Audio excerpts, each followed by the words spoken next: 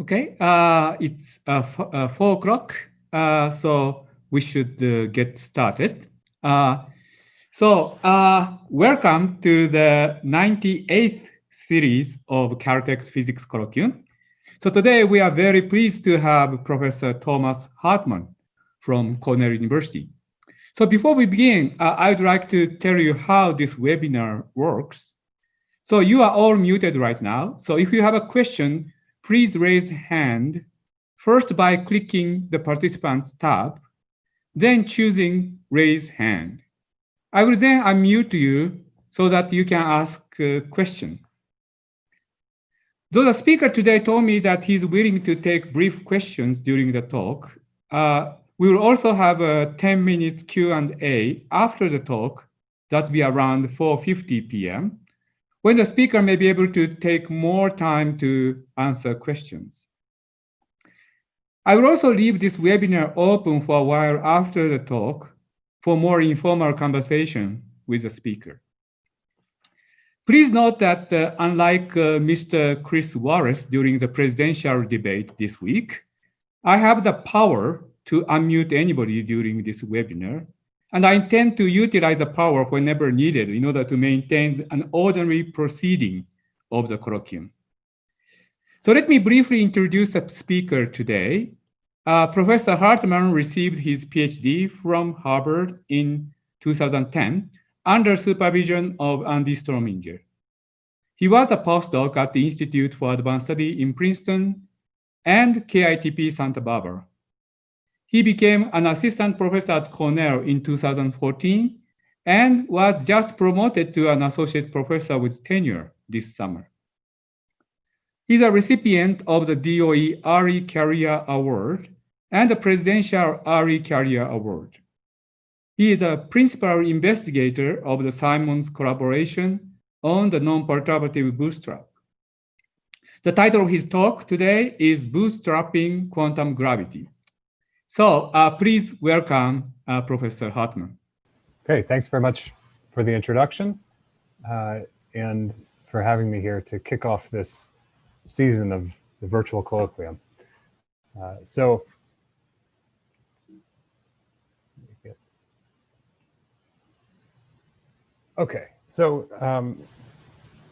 In this talk, I'm going to tell a story about 3 different problems and about the connections between them. These 3 problems come from different areas of physics and math and appear to be completely unrelated to each other.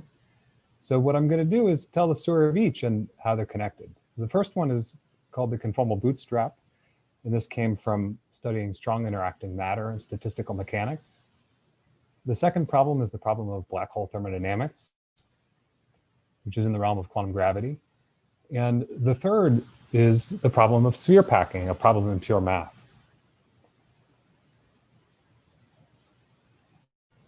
So the story will start with the conformal bootstrap. The image here that I'm using to illustrate the conformal bootstrap, this is a picture of spins in the 2-dimensional Ising model near phase transition, which is a famous example of the conformal field theory. A conformal field theory, more generally, is a quantum field theory with an extra symmetry under distortions of the space-time. So these are just conformal distortions, angle-preserving distortions of the space-time. Now this sounds like something very special, conformal symmetry. Why would you find this in the real world? But actually it's not. Conformal field theories are everywhere. This goes back to the work of Wilson on critical phenomena, but now we know that conformal field theories are all around us. They show up in particle physics, essentially because in relativistic quantum field theory, it's believed and probably true that all relativistic quantum field theories are conformal in the UV and infrared. They show up in the theory of phase transitions and critical phenomena like the Ising model. They show up in condensed matter around quantum critical points. And as we'll discuss in detail, they show up in black hole physics.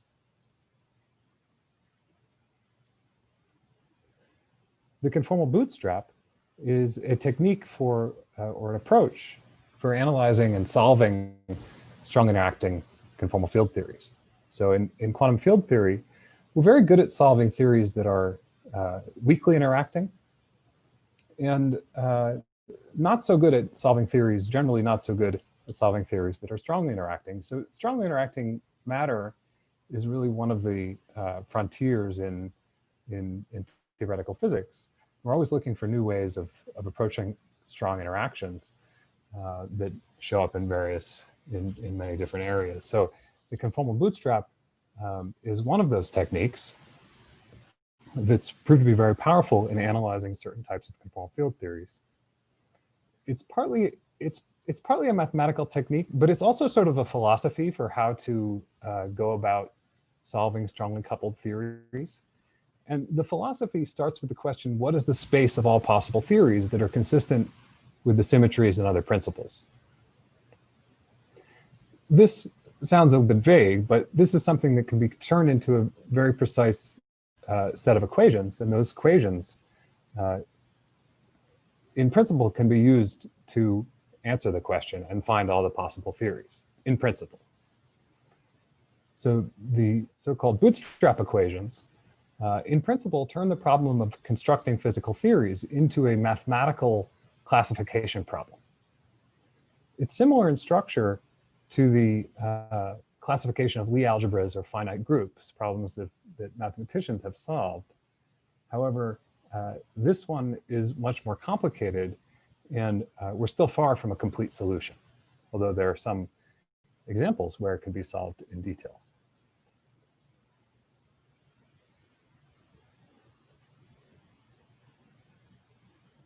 The name bootstrap comes, of course, from references the phrase to pull yourself up by your bootstraps, which is impossible.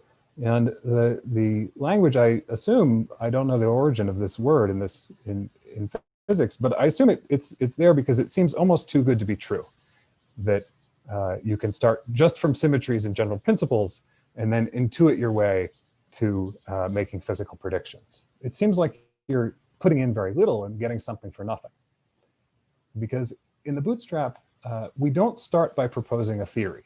You know, in most of physics, we write down a theory, but we write down a Lagrangian or a Hamiltonian or some equations of motion, and then we try to solve them. In the bootstrap, that's not the starting point. In the bootstrap, the starting point is just to specify the symmetries and little else. Well, quantum mechanics and principles like that, but otherwise just the symmetries. It's not obvious that this would be useful. It's an idea that goes way back and was used to solve certain simple conformal field theories and quantum field theories in the 80s, 70s and 80s, but was recently revived. It was revitalized in 2008 with the discovery of a new technique called the linear functional method, which is a method for solving the bootstrap, and using the bootstrap equations to make physical predictions. I'll give an example of the linear functional method in a few minutes. So the linear functional method made people realize that actually this bootstrap approach was useful and could be turned into a way of really making predictions for phenomena. And that came to fruition a few years later, the bootstrap solution of the three-dimensional critical Ising model by Simmons-Duffin and collaborators. So the example that the example of the bootstrap that I'm going to be using in this talk is based on something called modular invariance. And so I need to explain what this is so I can give this example. So there are different versions of the conformal bootstrap suited to different physics setups. And this is one that's special to two-dimensional theories. This could be a two-dimensional statistical theory, like the 2D Ising model, or it could be a 1+1 dimensional quantum theory. The symmetry of modular invariance is a symmetry under temperature inversion. So in a two-dimensional field theory, conformal field theory, the theory is unchanged if you take the temperature and send it to 1 over the temperature. This can be phrased in terms of the free energy or the partition function of the theory. So if we define z of beta to be the usual Boltzmann sum of statistical mechanics, where beta is 1 over the temperature, then the bootstrap equation in this context is z of beta is equal to z of 1 over beta. So this equation is called, this is a version of what's called the crossing equation or the bootstrap equation. And it looks like a simple equation, but this is actually a very deep equation, which encodes a lot of physics. And we think that if you write, it's not the only bootstrap equation, there are others, but we think that if you write them all down and solve them, that you find the theories. This particular one, I won't go into detail, but this particular one comes from a conformal transformation of a theory on a torus. A two-dimensional theory at finite temperature is related in quantum mechanics by the path to a path integral on a torus. And then it's the conformal symmetries of the torus that give you this equation.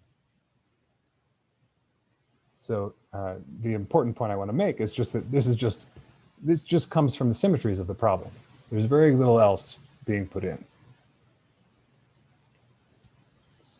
So using this bootstrap equation, I can explain now this idea of the linear functional method. And I just want to make one basic point about it. The basic idea is that we start with these crossing equations. The crossing equations are very complicated because they're an infinite set of unknowns. In this equation here, this is the partition function minus the partition function at inverse temperature. Have to be equal. So the infinite set of unknowns here are the energies of the theory, the energy levels. And it's an infinite set of equations because there's one equation for each beta, for each temperature in this equation.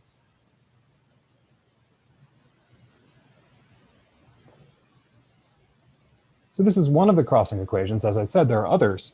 But if you can solve all the crossing equations, then you can find all the quantum field theories. Of course, they're hard to solve. And it's not clear how you can extract something useful from this infinite set of equations. The insight of this linear functional method is that a carefully designed linear functional can be used to extract constraints on physical observables from this morass of equations. The idea is the following. Let's write the equation again. And then we act on it with linear functional, or in this case, a differential operator acting on functions of beta. What this does is it takes this infinite mess of equations and allows you to reduce it to something useful. So the point that I want to make is that in the linear functional approach to Bootstrap, this is the art of the conformal Bootstrap is the art of constructing a good functional. This is done in order to extract information from the crossing equations, and it can be done different ways. Sometimes there are analytic methods, although there are very few. And if all else fails, if analytic methods are not available, then this is done by numerical optimization. And this turns out to be extremely powerful. So basically what you do is you tell a computer to design a linear functional to test whether a theory can exist. And then the computer spits back an answer. It either rules out the theory or it doesn't.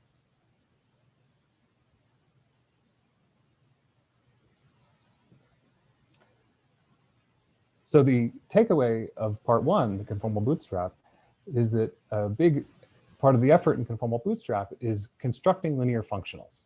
That's what one needs to do in order to derive constraints on physical theories. Now I can go to part two, black hole thermodynamics.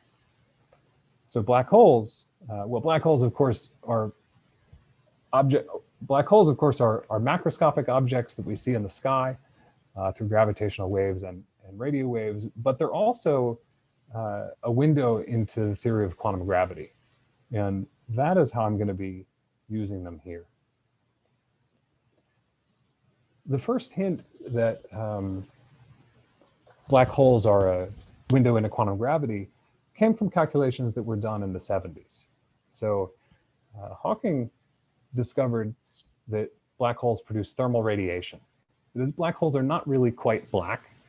The temperature of this thermal radiation is extremely low for so they're extremely cold objects, but they're not quite black.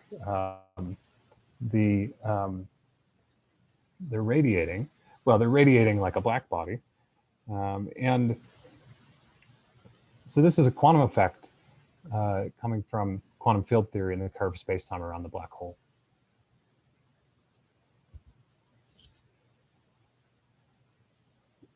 A further hint came from some thought experiments that were done, where essentially what they did is they threw matter into a black hole and asked how it responds. This is a calculation that was done. They calculated the response of the black hole. And when you throw something into a black hole, it doesn't just sit there. It sort of will ripple, it will absorb, the object will fall through into the event horizon. The black hole will sort of ripple and then settle back down. The equations that govern that are the Einstein equations. But what they found is that they could understand the Einstein equations as a sort of thermodynamic equations. They found that black holes respond as if they're thermodynamic systems with a very large number of degrees of freedom. The number of degrees of freedom is the entropy of the black hole, which was found to be the area of the event horizon over 4, measured in Planck units, h bar g. If you calculate this number, so this is an enormous number because it's in Planck units. If you calculate this, say, for Sagittarius A star at the center of the Milky Way, this is something like 10 to the 85. It's a tremendously large number of degrees of freedom.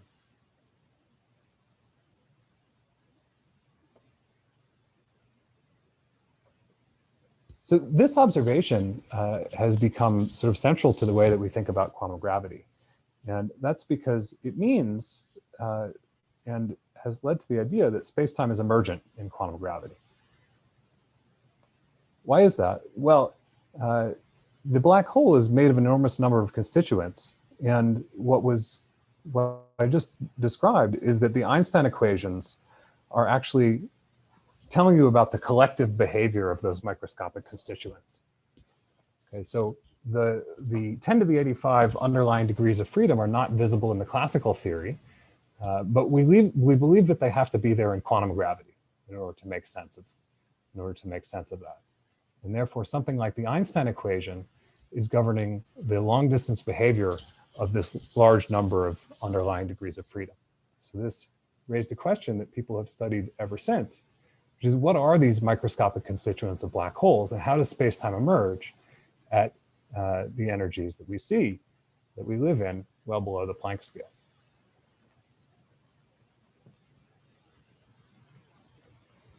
A partial answer to this question was provided 20-some years ago, and is called the ADS-CFT correspondence or holographic duality.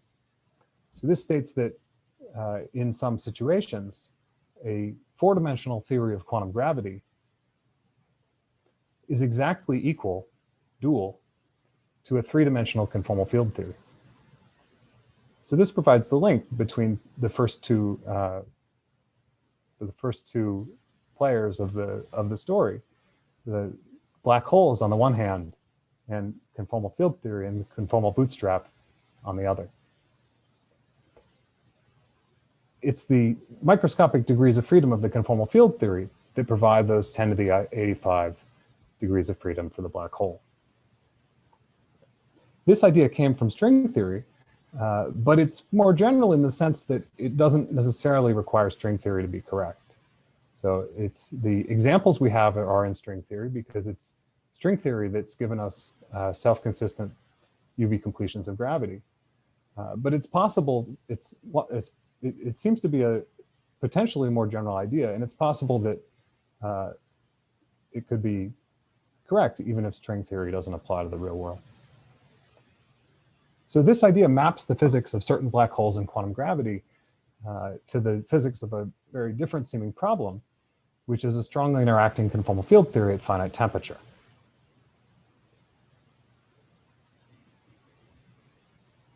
So we start with a black hole. We said that black holes have a temperature, according to Hawking. And under this duality map, the black hole is related to the strong interacting field theory at finite temperature. So now we've related black holes with thermal quantum mechanics. So now I can finally explain the title of my talk, which is Bootstrapping Quantum Gravity. Okay, so the idea is that Bootstrap is a method for analyzing strongly interacting CFTs, and strongly interacting CFTs, at least in some cases, are dual to quantum gravity.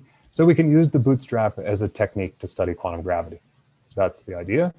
And before I get into it anymore, let me just mention a point of sort of philosophy of the top-down versus bottom-up approach to quantum gravity. So these are sort of two different ways of thinking about or approaching quantum gravity.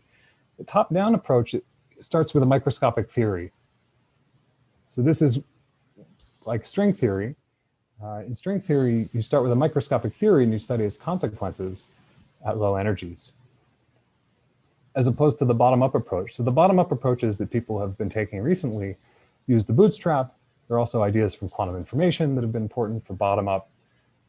But my point of view is that these two top-down and bottom-up are complementary to each other. So we can't succeed without both of them.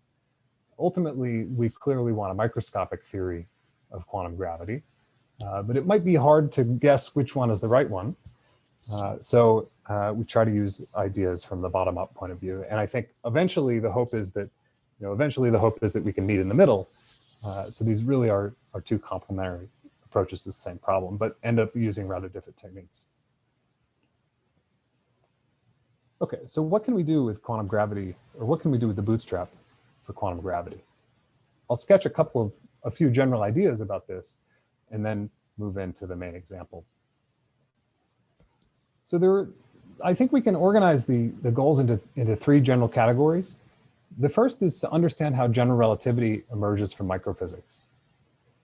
So far, this is sort of the one that we're the best at. This is the one where we've made quite a bit of progress in applying the Bootstrap to gravity.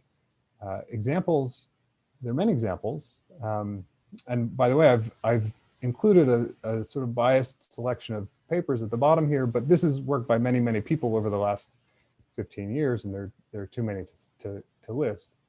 But I'll just give you a few examples. So the one we understand best, and we have a very beautiful picture for, is the mapping to scattering amplitudes. So when you calculate scattering amplitudes in gravity, there is essentially a one-to-one mapping between scattering amplitudes in quantum gravity and solutions of the Bootstrap equations in conformal field theory.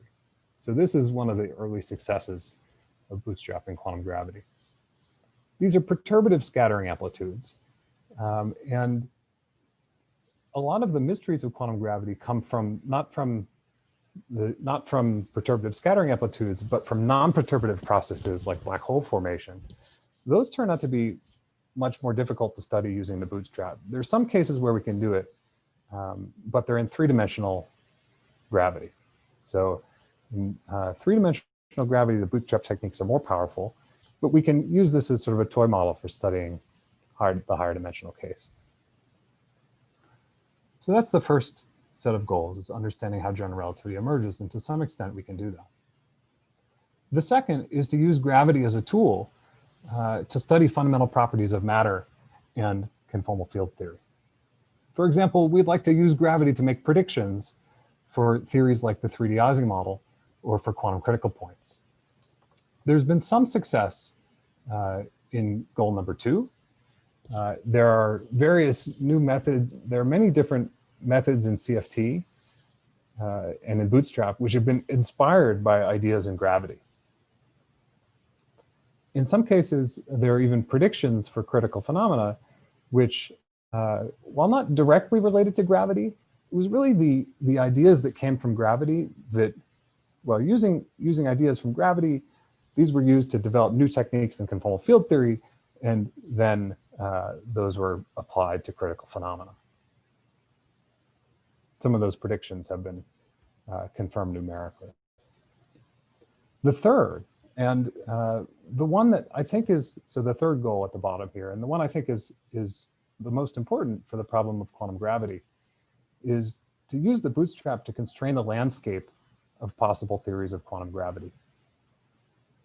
Now, one of the difficulties of quantum gravity is that in string theory, there are many different possibilities, and we don't know which one is the physical one, the correct one, if any.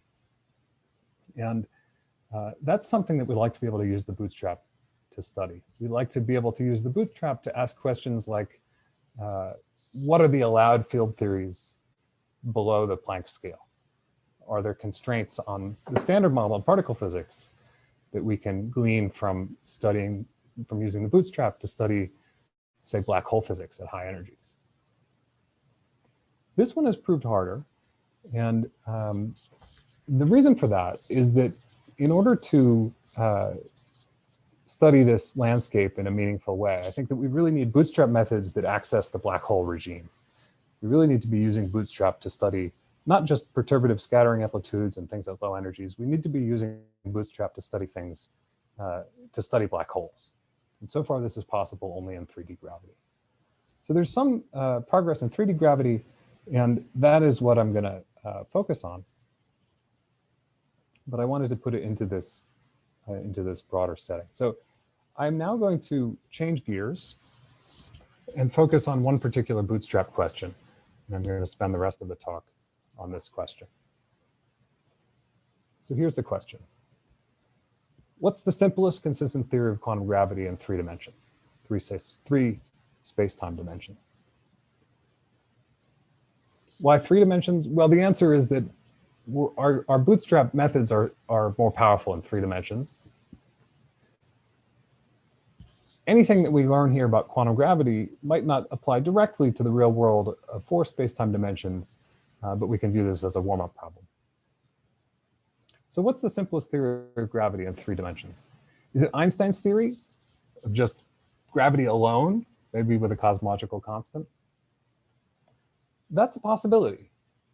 In 4 dimensions, this is not possible. So in 4 dimensions, that is 4 space-time dimensions like we have, Einstein's theory alone is not UV complete. It requires new physics at high energies.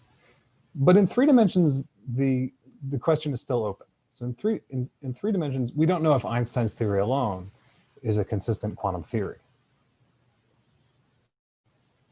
So is it Einstein's theory, or does it require some new ingredients? Things like something like supersymmetry or string theory or branes or extra dimensions? I think this is a crucial question for the bootstrap because, well, this is, if the goal is to connect quantum gravity to what we can observe at low energies, then this is the kind of question that we need to be able to answer. We need to be able to answer, we need to be able to use black holes in UV and bootstrap methods to conclude something about what has to appear at low energies where we can see it. Now this is just 3 dimensions, so it's really a toy version of that problem. Okay, so I won't give an answer to this question of the simplest theory in this talk because we don't know. What we do know are various constraints on what this theory has to look like. And so I want to study those constraints and see where this leads us. I first need to ask a more precise question. Simplest theory of gravity sounds a little vague, so let's make this more precise. So a theory of gravity alone in 3 dimensions with no extra matter or strings would have only black holes. Black holes show up at the Planck scale. So that means that this theory with no extra stuff in it would have nothing else, would have nothing at all below the Planck scale. So we're going to look for theories with 2 properties. First of all, there's a large number of degrees of freedom, n. That comes from matching the black hole entropy. Remember, we said that black holes have a large number of degrees of freedom. And we want to look at theories that are able to account for black holes. The second property is that we want to make the first excited state as heavy as possible. So that is, we'll maximize E1. E1 is just the energy of the first state above the vacuum. So what we're going to do, the problem we're actually going to study is we're going to look for theories with a large number of degrees of freedom and ask how large can E1 be? How simple can this theory be?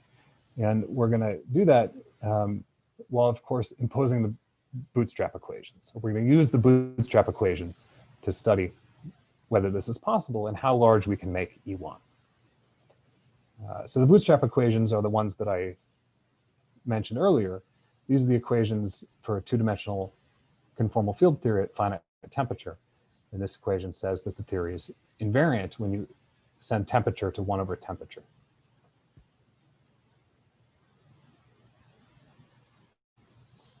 So this is now a bootstrap problem that you can send to a computer. And that's what we did, following up on work of other people who have studied this bootstrap problem over the last several years. And here's the kinds of results that come out. So let me tell you what I'm showing here. So on the horizontal, this is the number of degrees of freedom, n, which is called the central charge in two-dimensional CFT. So this is the number of degrees of freedom. On the vertical is the energy E1 of the first excited state. So think of this as the mass of the lightest black hole. What this bootstrap problem does is it puts an upper bound on E1. So this procedure of constructing linear functionals on a computer, it produces an upper bound. So that's the red curve. The red curve is the bootstrap bound, and it says that in any theory of in any two-dimensional CFT or in a theory of quantum gravity, the first excited state has to fall below the red curve.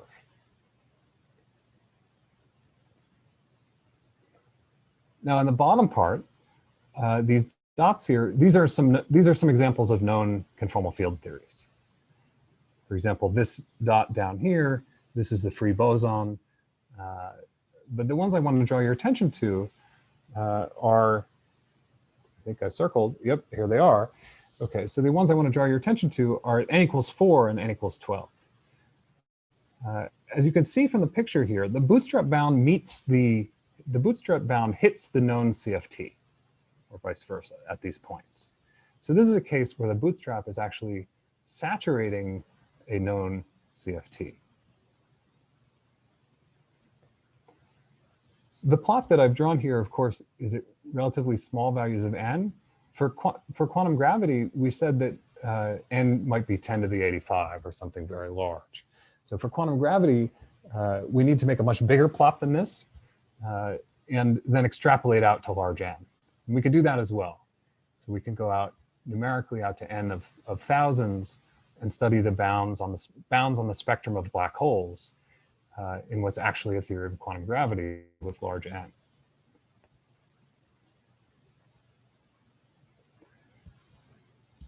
What we're going to do is we're going to delve now into the properties of these bounds.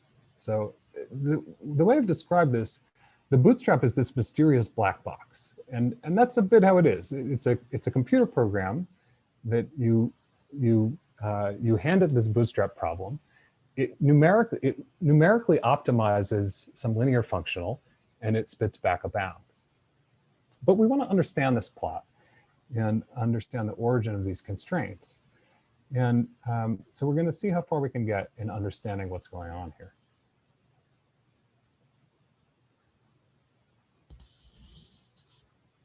First of all, there's a hint of math in this problem that things that mathematicians have studied might be useful.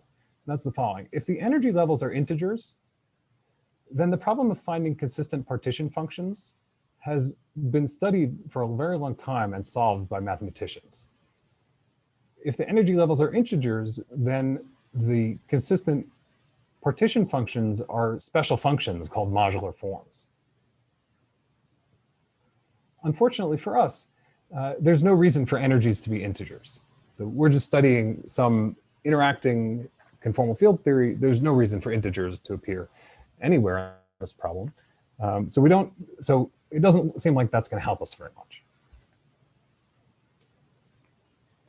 But there's also a hint of magic here.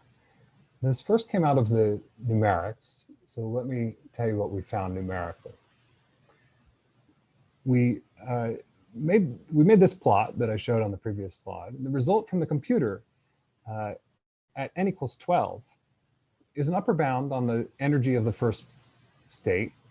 It says E1 is less than 2.0, well, less than 2 almost exactly. This is to something like 50 decimal places.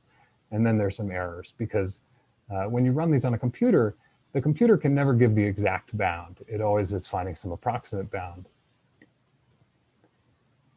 There was no reason for an integer to come out of this linear optimization problem. That is really striking and bizarre from the point of view of this. You know, we're running numerics on a computer, and when you run a numerical problem on a computer, you don't expect the integer to pop out. So that was bizarre. But it's even stranger than that. When you run these bootstrap problems, you not only find the energy levels, you find their degeneracy. And in the optimal theory, the one saturating the bound at n equals 12, the degeneracy is also an integer. That integer is 196,884. This is actually not just an integer, but a famous or an infamous integer. And the reason it's famous to mathematicians is that it's 196,883 plus 1. And this number is really the famous one. So this number is the size of the smallest representation of the monster group. The monster group is this remarkable mathematical object. It's roughly speaking, it's the largest group. It's the largest group in the classification of sporadic simple groups. Just for fun, I've written the order of the monster group on this slide here. There's the order of the monster group. If you're counting, that's 53 digits of numbers, the size of the monster group. Okay, so this is bizarre. We're studying this gravity problem, and out is coming something that's related to the monster group, something that mathematicians have studied. The monster group, furthermore, is related to another remarkable mathematical object called the Leech lattice. Sorry, there are a couple of questions. That seems to be quick questions. So let me try to unmute those people who ask questions. Sure. If I can, could you raise hand, those ask questions, Arpit and Aryan, so I can easily unmute you? Okay, good. So I'm allowing Arpit to speak. Oh, hi. My question was, why does the bound grow linearly in n, and whether it is still linear for large n? The answer is that it is linear at large n, and the only answer I can give to that is that this is what happens in quantum gravity. In quantum gravity, the first black hole, the fact that the first black hole shows up at the Planck scale would translate on this plot would translate into linear growth, and that's the same thing that happens with the bootstrap. I think that's the best answer I can give. Okay, so let me move on to another question by Aryan. Hi, you mentioned that obviously because you're doing computer work, you have sort of floating point errors. How do you distinguish between errors from, representing these numbers on a computer and actual like information? Like, how do you know that this is really an integer? Good, thank you. Because I should clarify that this is not a floating point error. This is an error coming from the fact that when you optimize on a computer, you can't search all the infinite dimensional space of functionals. When you solve this problem on a computer, you have to choose a finite basis of allowed functionals and search over that finite space. So this is not a floating point error. This is done in even if you do this in 1,000-digit arithmetic on the computer, you'll still see this error here. But we do believe that if your computer could optimize over the infinite dimensional space, then it would converge to E1 less than exactly 2. Okay, actually one more question from Eric Rain. So let me unmute him. Eric? Hi, well, I just wanted to ask, how far out have you checked this linearity? We've checked this numerically we've checked it numerically to n of thousands. Okay. We have an analytic bound, which is a slightly worse linear bound that works asymptotically. Okay, well, I mean, because I haven't done the actual calculation for modular functions, which is what I believe you're looking at when everything's an integer. But for modular forms, which like the lattices, my recollection is that it looks like it stays linear very far out, but then there are some analytic results saying that in fact that linear bound you actually get a better linear bound asymptotically, and even that one can show is not the best bound. So it might be worth checking, like sort of doing calculations for modular functions and seeing how that matches up, and sort of whether you still see the linearity when modular functions stop being linear. And modular functions are then something that's just standard linear programming, a lot easier to deal with, and you can get just nice, much faster results there. Yeah, good. So I think this particular, thank you for that comment. So I think this particular problem for modular functions, it is linear. If we translate this into a problem for modular functions, it's linear with a known coefficient, and it's linear forever. Although there are similar problems which, like you say, change their features at some very high number. For this one, it can be done analytically, though. Okay, I think we can leave more questions to the Q&A. So let's Tom move on. Okay, so that takes us to the last part here, which is the sphere packing problem. So the sphere packing problem is the question: what is the maximal density of non-overlapping spheres in n dimensions? This is a problem that has endured through centuries of math. And it's such an enduring problem because it turns out to be deeply related to a number of other interesting and deep problems. It's related to the problem of classifying lattices and groups. It's related to modular forms. It's related to information theory and error correcting codes. There's even a suggestion that biological enzymes take advantage of dense sphere packings.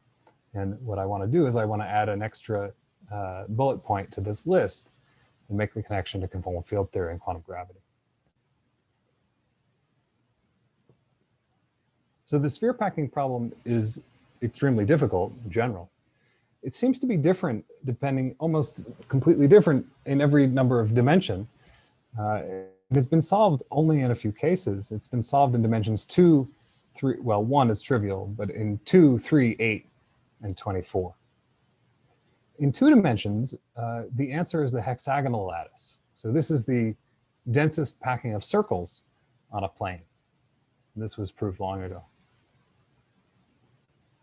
The most famous case is the case of n equals 3 dimensions. And this problem has a fascinating history. Evidently, Sir Walter Raleigh wanted to send cannonballs on a boat. So he asked his mathematician friend how he should stack the cannonballs. I don't know if this story is true, but this is the story. He asked his mathematician friend how he should stack the cannonballs. The mathematician didn't know, but he went to his friend Kepler and asked him how he should stack the cannonballs. Kepler got interested in this problem and was the first to seriously think about it and write about it. And he conjectured that the optimal packing of cannonballs was the face-centered cubic lattice drawn here. This problem remained unsolved for centuries. It was Hilbert's 18th problem. So that demonstrates its significance and difficulty, I think. The problem was finally solved in 1998 when Hales proved the Kepler conjecture, proved that it really is the FCC lattice. This proof is hundreds of pages long. It's quite complicated and also involves checking many cases on a computer. So it's a computer-assisted proof, which took, after the original announcement in 1998, then took an additional 11 years to verify. It was eventually verified by formal logic. So it came as a big surprise when a couple years ago, the problem of sphere packing in 8 dimensions was solved, in a beautiful paper by Marina Vyazovska. So she proved in 2016 that the optimal packing in 8 dimensions is a packing on what's called the E8 lattice. It was actually already, it was suspected for a long time, strongly suspected for a long time, that this was the optimal lattice, but Vyazovska found the proof. The paper it's a beautiful paper, and it's also quite short and readable. The method that she used was immediately generalized and used to solve the problem in 24 dimensions. So it was only 1 week passed from the solution in dimension 8 to the solution in dimension 24. She teamed up with several collaborators and proved that the optimal packing in 24 dimensions is the Leech lattice. The Leech lattice, which showed up a few slides back. Both of these proofs, the method of Vyazovska and both of these proofs, rely on earlier work of Cohn-Elkies, who showed that one can use linear programming to derive bounds on sphere packing. We'll see that the result of Cohn-Elkies is actually an instance of the conformal bootstrap, and that's going to be the punchline. Let me get there. So I'm not going to give the whole Cohn-Elkies, I'm not going to state the details of the Cohn-Elkies theorem, but I'll just give you a flavor for it.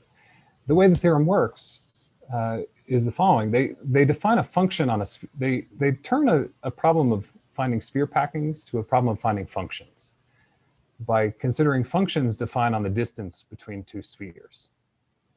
So this turns a problem in geometry to a problem in analysis.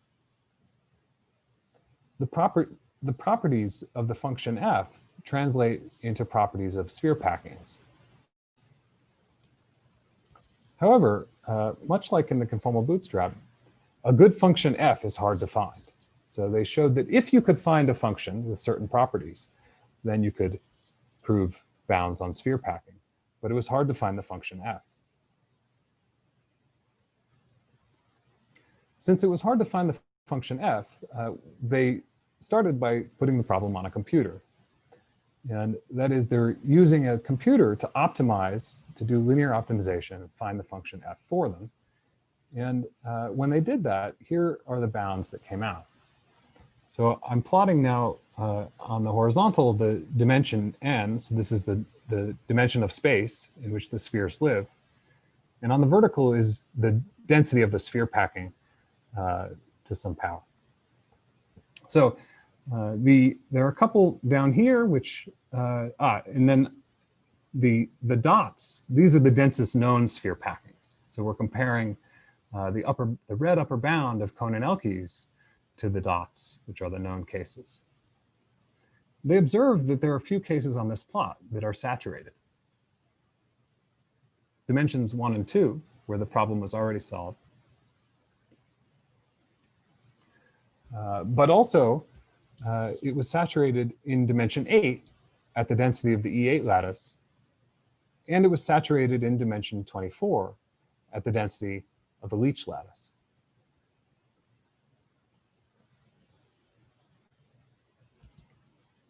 The numerical bounds that Cohn-Elkies found implied, for example, in 8 dimensions, the upper bound they found was the density of the E8 lattice within a error of 10 to the minus 14. In 24 dimensions, it was the density of the Leech lattice within 10 to the minus 29. So this left no doubt that the E8 lattice and the Leech lattices are the optimal sphere packings in 8 and 24 dimensions. But a proof was elusive, because when you do it on a computer, you can't make a proof, because the computer, just like in the bootstrap, the computer can't find an exact bound. The computer can only find an approximate bound. So there was no proof. There was just a very strong evidence, numerical evidence, until Vyazovska in 2016. So what Vyazovska did is she found the magic function, this function f, that you can use in the Cohn-Elkies linear programming bound. In other words, she found the function that the numerics was converging to.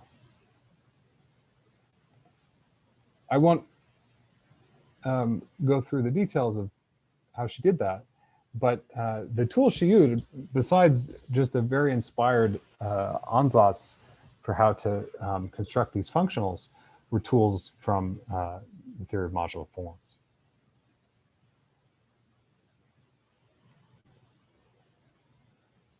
So now we're ready to put the pieces together.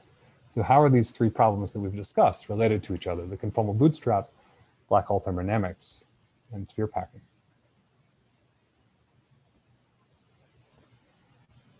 Well, the punchline, as I've foreshadowed, is that the conformal bootstrap of three-dimensional gravity is exactly equivalent to the Cohn-Elkies bounds on sphere packing. The problem of finding linear functionals in the conformal bootstrap is the same as the problem of, for this problem, is the same as the problem of finding magic functions in sphere packing. So I've put up, again, the two plots that I showed earlier.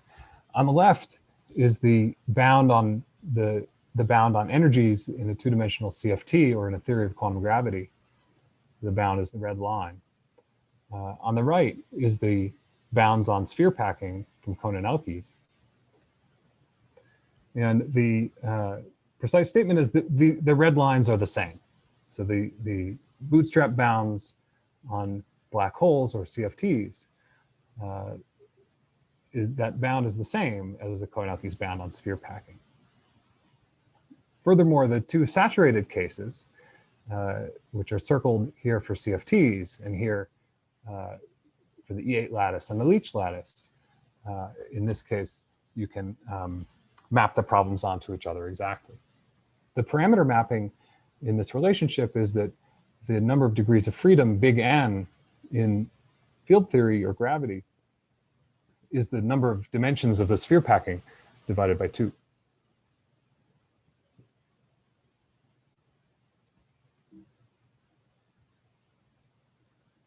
The spheres of the sphere packing do not have a physical interpretation. This is a mathematical mapping of bounds on sphere packings to bounds on gravity. It's not that a sphere packing somehow gives you a theory of quantum gravity. That's not the way it works. It's really a mapping of the bounds. And the detailed mapping tells you that the energy of the lightest state in the conformal bootstrap maps to the density to the power 2 over n. So not only are they the same problem, it's really the same sorts of bounds that are of interest both to physicists and mathematicians. In Bootstrap, we were trying to make E1 as large as possible to look for simple theories of gravity. In sphere packing, they want to make the density as large as possible. Vyazovska's proof of the optimality of the E8 lattice maps to, that was an analytic proof. She found the magic function.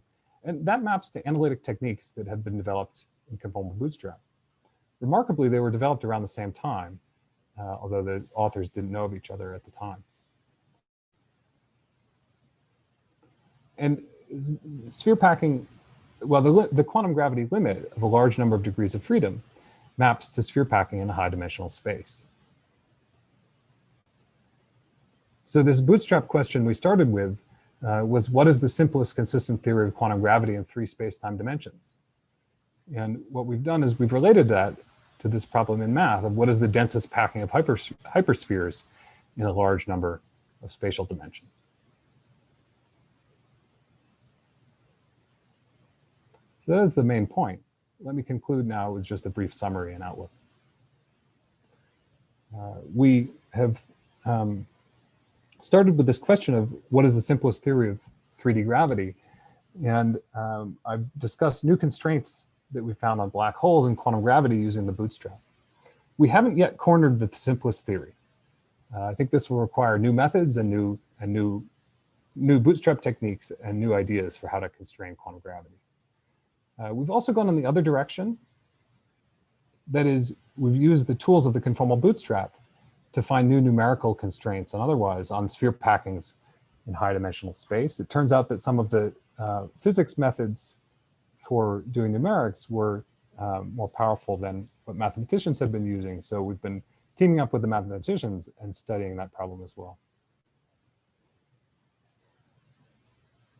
We've also borrowed, since this problem has been studied so long by mathematicians and now is mapped to this physics problem, it's great for us because it means we can now go borrow the results that mathematicians have developed over decades and decades and try to apply them to these physics problems. So we're doing that and developing new analytic methods for the bootstrap in that way.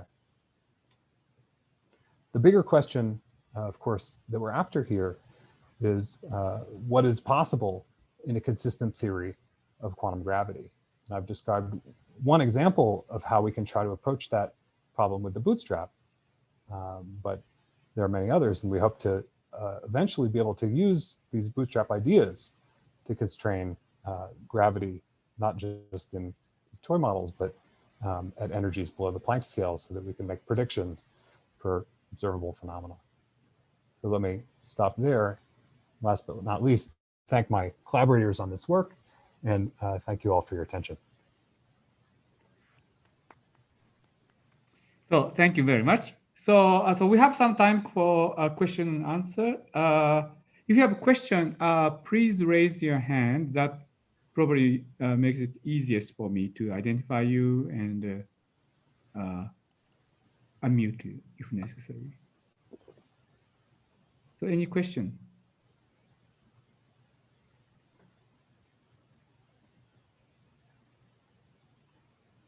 Okay, so Eric has a question.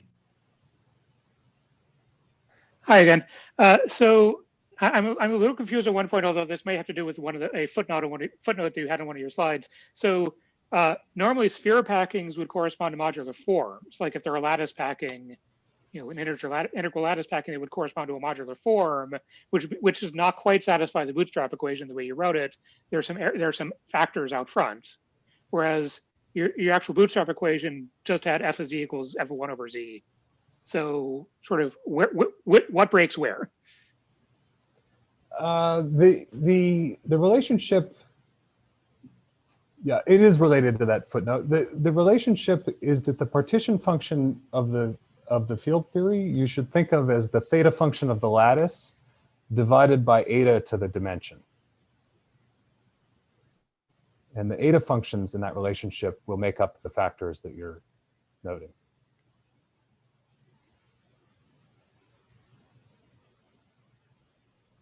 Okay, so Kevin has a question.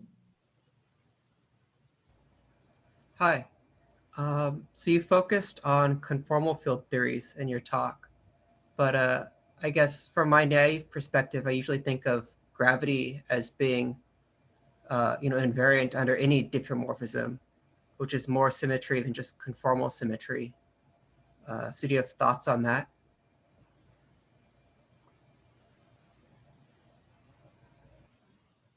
The conformal, well, let's see.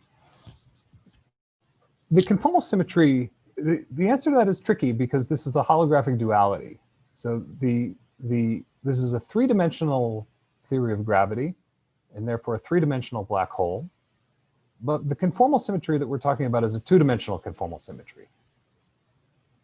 So the relation between them is a bit subtle. It's not quite the same as the set of diffeomorphisms that you have in the theory of quantum gravity. The conformal symmetries that appear you should think of as acting on the space-time at infinity. So you have diffeomorphisms everywhere in the three-dimensional space, but the part of them that acts at infinity gives you a conformal group. So in that sense, the symmetries do match what you would expect from 3D gravity. Oh, I see. Thank you. Okay, so next, Arpi. Hi, so in this particular mapping to sphere packing problem is, as you said, for the simplest theory of gravity with only black holes and nothing else.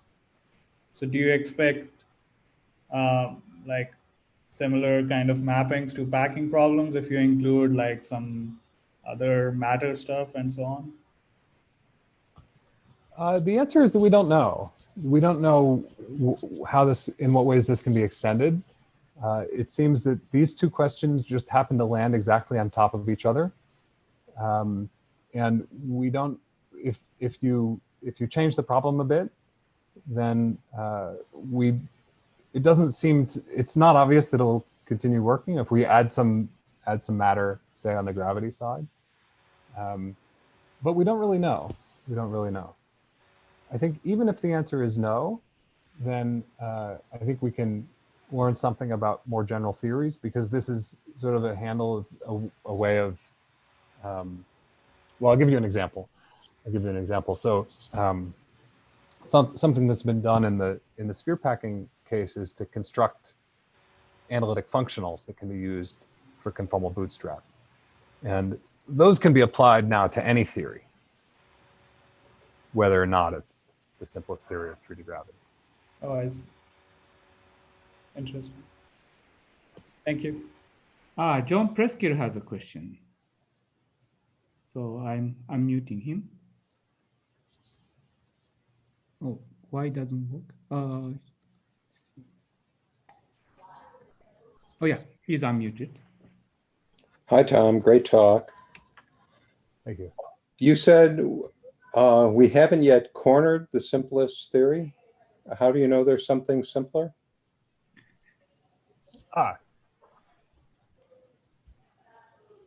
Well, because the bounds that we're finding on, so if we take n large, so we're in the quantum gravity limit, then the bounds we're finding are not strong enough.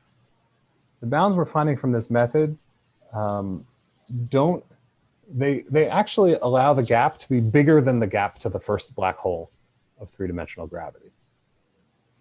We don't expect that that's possible, but we think that you need additional, we think that you need to put in additional bootstrap bounds in order to do better. Oh, so I just follow up. So do you mean that mean that the solution you have found may not correspond to actual conformal field theory? That it may not satisfy all the conditions required? That's right. So if the solutions that you find from only solving this bootstrap problem aren't necessarily conformal field theories. The cases that correspond to sphere packings, those are conformal field theories. Oh. Those cases were saturated in actual conformal field theories. But in general, it just gives an upper bound. And it doesn't seem to be strong enough at large n. The same thing happens for sphere packings well, if you remember the plot of sphere packings versus the Cohn-Elkies bound, there was a gap between them for most dimensions. So there are additional constraints both on sphere packings and on conformal field theories that go beyond the ones that we're talking about here.